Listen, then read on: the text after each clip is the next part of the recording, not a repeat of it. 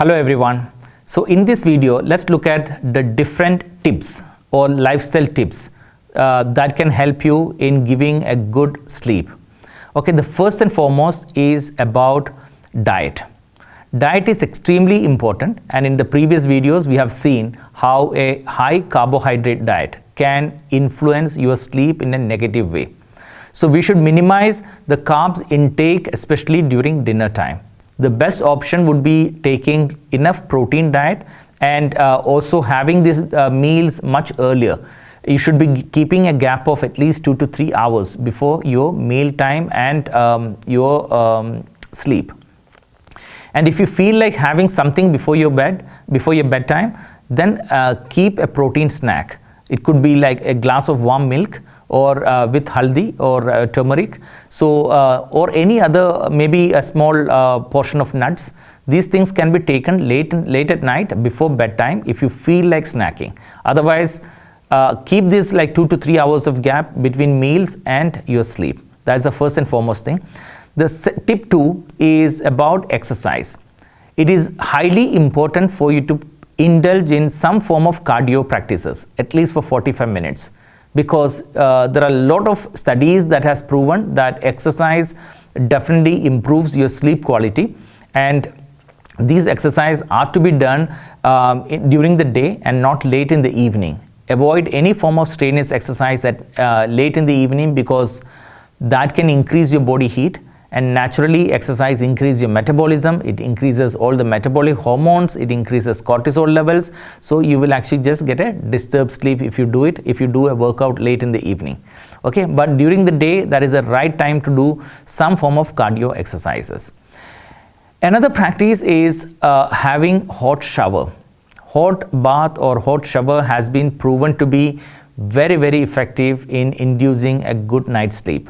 When you take a warm shower, your body, the core temperature of the body increases, and when you get out of the shower, naturally your body cools down, and that induces a good calming state of your mind and body, and then you will be able to go to sleep. You can also add any form of salt, or ideally Epsom salt is actually just very good, because they also help in relaxing the muscles.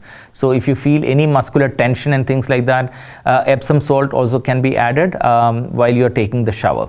Okay, so another thing is about coffee intake. Coffee should be consumed always like in the morning hours if you feel to have the coffee, and it should never be taken after 2 p.m. Because when you take coffee in the afternoon, this can actually interfere with a lot of different neurotransmitters in the body, which are responsible for inducing a good sleep.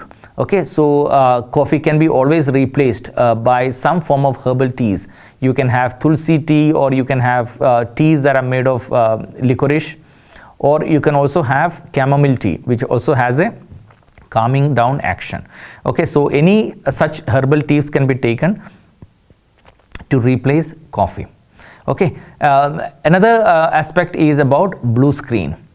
We know that we spend a lot of time between your dinner and the sleep, because that is an idle period. We have nothing else to do. Sometimes we also try to go back to work. Okay, try not to carry any work to your bedrooms, and also if you have to work on a device, make sure that you use some form of blue screen filters. Okay, ideally it is better to avoid any form of work where you actually look at a blue screen, which includes your television watching time as well. Okay, so limit all these different things so that it will not interfere with your sleep cycle. And another aspect is about the electromagnetic frequencies. When you sleep, try not to have your cell phones nearby. We always have a habit of keeping cell phones like next to the bed. Okay, that is a very wrong habit, and try to switch it off, or try to keep it in the flight mode. And also the Wi-Fi devices and all those things can be switched off in the room. Limit the sugar intake at night, because that if you're having so much of dessert or any sweet food late in the evening, that can actually give you a very spike in sugar at that time, and there will be a a complete dip in sugar, like maybe after 2 or 3 hours, which will give you a disturbed sleep. Okay, so also look at the hydration. Your body needs to be properly hydrated. When your body is dehydrated, that can also give you sleep disturbances, like while you are asleep. Okay, so that also needs to be looked at. We know that the entire circadian rhythm that your body goes through, like are fully controlled by the light and dark cycles. Okay, so it is important to create that kind of darkness in your bedrooms when you are sleeping. Try to avoid any strong light in the bedroom, or keep the bedroom like completely free from strong lights. Okay, and otherwise, I mean, also we need to ensure that there is no disturbance from any loud noises, because it's always important for us to sleep in a very quiet and silenced surrounding. Right, so that is also very important. Avoid all the noise levels or loud noises. And this can also matter, like when you have your partner having snoring issues and things like that, you will not be able to sleep. So avoid all form of noises that comes from your surroundings. Meditation is extremely important, especially when done at night, because meditation along with some deep breathing will actually just help you completely relax your sympathetic and parasympathetic system, which is extremely important to manage your stress as well, because meditation has been proven to be one of the most effective tool to do stress management, which can definitely help you reduce your cortisol levels as well, or all the stress hormones. So that is also very important.